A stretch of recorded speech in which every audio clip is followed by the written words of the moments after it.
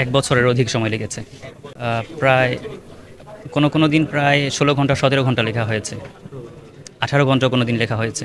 জি, যার যেকোনো প্রতিভা আসলে কাজে লাগানো উচিত। আর সেই প্রতিভার কিছুটা আল্লাহ সুবহানাহু ওয়া তাআলা আমাকে দান করেছেন।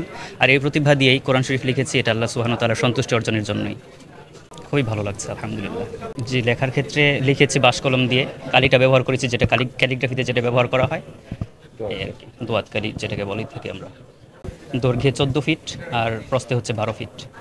সেটা জানতাম, তবে এর চেয়ে একটু কম ছিল। এর চেয়ে মোটামুটি ভালো কম ছিল। সেটা এতটুকুই জানা ছিল আমার। জি, গত বছর লাস্ট ইয়ারে আমি দাওরায়ে হাদিস কমপ্লিট করেছি মার্কাজুল ইহসান যাত্রাবাড়িতে, ঢাকা থেকে। তারপর গত বছর এই কাজে শুরু করেছি আরকি।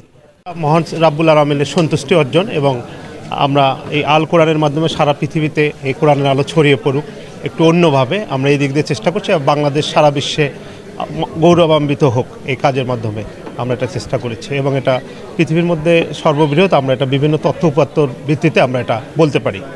আমরা লাস্ট যেটা বাংলাদেশে একটা হয়েছিল, ওটা ছিল আপনার দৈর্ঘ্যে 11 ফিট এবং প্রস্থে ছিল 8.5 ফিট। এটার স্বীকৃতি আছে। তো আমাদের এইটা দৈর্ঘ্যে 14 ফিট, প্রস্থে 12 ফিট। আমাদের পরবর্তী পরিকল্পনা এটা আমরা সারা দেশে প্রত্যেকটা জেলায় ইভেন বিদেশে আমরা এটা প্রদর্শনী করতে চাই। মানে পবিত্র আল কোরআন, এটা আমরা এই আলোটা ছড়িয়ে যাক, আমরা মানুষের কাছে কাছে যেতে চাই, এটা দেখাতে চাই।